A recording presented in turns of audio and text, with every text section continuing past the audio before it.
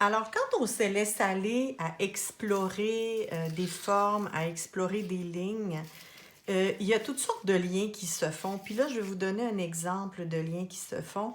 Alors que je marchais dans la forêt, j'ai trouvé tous ces types de brindilles et j'ai fabriqué mes propres pinceaux qui me permettent de faire des marques à l'encre noire sur mes pièces qui sont très différentes et qui ne sont pas faites à la main. Donc, elles sont très aléatoires, très spontanées, très lousses,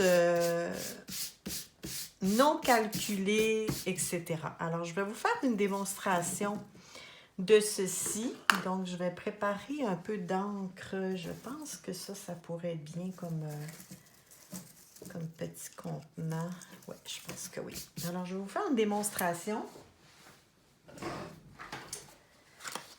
Je travaille avec de l'encre de Chine. En anglais, on appelle ça du India Ink.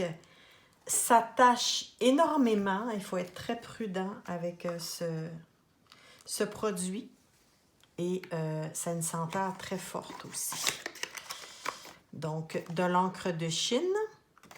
Et il y a toutes sortes de compagnies qui l'offrent. Généralement, je vous conseillerais d'aller avec une encre de Chine qui est permanente, donc qui est à l'épreuve de l'eau. Ça se trouve. Oh, on a un bel accident.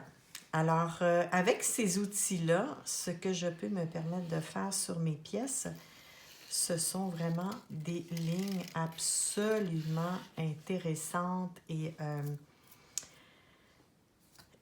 spontanées, non contrôlées, organiques, croches, etc. Alors, je vous fais une démonstration de chacun de ces pinceaux que j'ai fabriqués à partir de ce que j'ai trouvé dans la forêt. Je les ai simplement attachés à un bout de bois que j'ai aussi trouvé en forêt avec un élastique, donc c'est rien de compliqué. Et c'est un outil qui permet donc de faire des marques qui te différencient d'autres personnes.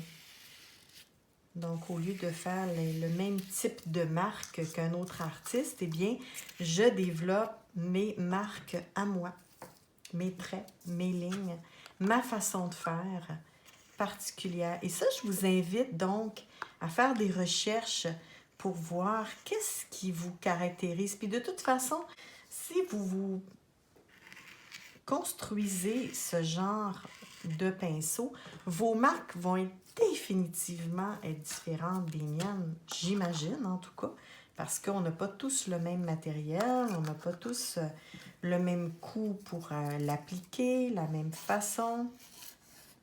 Donc, voyez-vous comment ces traits peuvent être intéressants. Et là, j'ai un petit morceau qui s'est détaché, donc je vais aller voir qu'est-ce que ça pourrait me donner avec simplement une brindille toute seule. C'est magnifique, magnifique. Alors,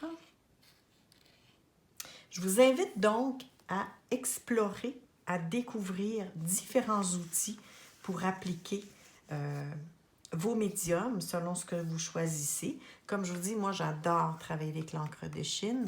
Ça fait partie de ma création depuis plusieurs années. Et voilà!